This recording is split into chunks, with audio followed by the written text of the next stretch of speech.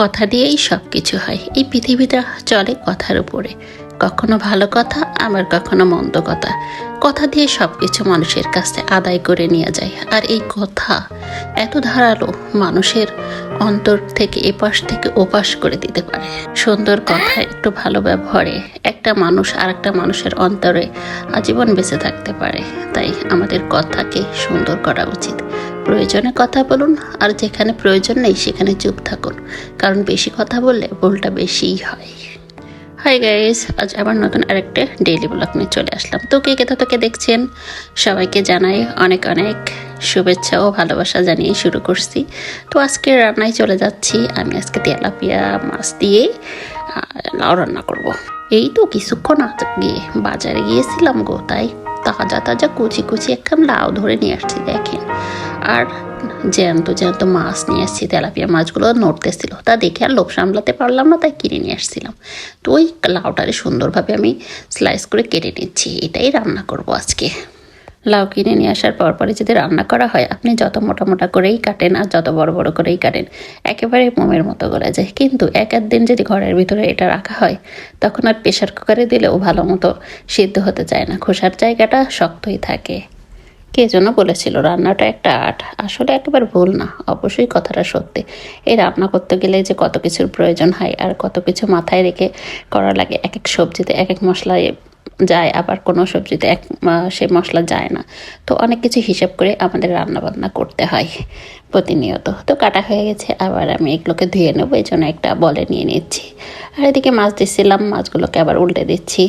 ভালো করে একটু কড়া করেই ভেজে নেবো। মাছগুলো অনেক তেল ছিল, এগুলো দেশি তেলাপিয়া মাছ। বেশ চাপটা চাপটা গোল গোল যখন কাটতেছিলাম, পেটের ভিতরে সব তেলে ভর্তি ছিল।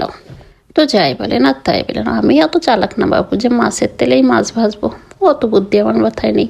আমি সরিষার তেল দিয়েই মাছ ভাজতেছি, আর সরিষার তেল দিয়েই আজকে রান্নাটা করব। তো মাছটা ভেজে নিয়েছি, দেখতেই পাচ্ছেন বেশ কড়া করেই ভেজে নিয়েছি। আর এদিকে ভাত রান্না হয়ে গেছে, আবার একটু নেড়ে চেড়ে রাইস কুকারটা আমি বন্ধ করে দেব। রাইস কুকারে ভাত তো খুব সহজেই হয়ে যায়। তো রান্নার জন্য আমি মশলা কষিয়ে নিয়েছি। আগে একটু পেঁয়াজ মরিচ হালকা করে ভেজে নেবো, তারপর এক এক করে সব বাটা মশলা অ্যাড করে দেবো, দিয়ে মশলাটাকে ভালোভাবে কষিয়ে নেবো।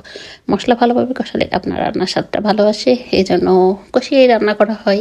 আবার একটু গরম পানি দিয়ে দিচ্ছি, একটু ভালোভাবে কষিয়ে নিব, তাহলে মশলাটার যে কাঁচা গন্ধটা সেটা চলে যাবে। এবার কেটে ধুয়ে রাখা লাউগুলোকে আমি দিয়ে দিলাম, সাথে একটা আলু দিয়ে দিয়েছি। যেহেতু বাচ্চারা আছে, বাচ্চারা আলু খাইতে খুবই পছন্দ করে।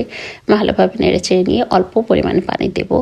আবার কিছু আমার বাড়িতে দেখতাম গ্রামে যে মানে মাছা থেকে লাউ তুলে নিয়ে এসে রান্না করতো, সেটাই কোনো এক্সট্রা পানির প্রয়োজন হতো না, অনেক পানি বেরোতো। যেহেতু এটা পানি যুক্ত সবজি আর কি, কিছু কিছু সবজির ভিতরে প্রচুর পরিমাণে পানি থাকে, তেমন একটা সবজি হলো লাউ। এটা আমাদের শরীরের জন্য অনেক প্রয়োজন, ডিহাইড্রেশন রোধ করতে সাহায্য করে। তো মাছ আমি ভালোভাবে কষিয়ে নিচ্ছি, তারপর পানি দিয়ে দিচ্ছিলাম কিছু পরিমাণ। এবার বেঁচে রাখা মাছগুলোকে এক এক করে উপরে দিয়ে ঝোলের ভিতরে আর কি ডুবিয়ে দেবো, তাহলে সব ধরনের মশলা ভালোভাবে ঢুকবে আর কি। তো ঢাকাতে কিছু সময় রেখে দেখে নামিয়ে নিয়েছি, কেমনটা হয়েছে। আর এখানে আমি কলমি শাক রান্না করব। তাজা তাজা কলমি শাক কিনে নিয়ে আসছিলাম, সেটাকে কেটে দিয়ে সুন্দরভাবে করে নিলাম, তারপর সেদ্ধ করে নিয়েছিলাম, নিয়ে এবার পেঁয়াজ মরিচে বাগার দিয়ে দিলাম, বাজ। আর সবাই পছন্দ করে সালাদ, তো এই যে বিভিন্ন ধরনের গাজর টমেটো শসা দিয়ে গাজর সালাদ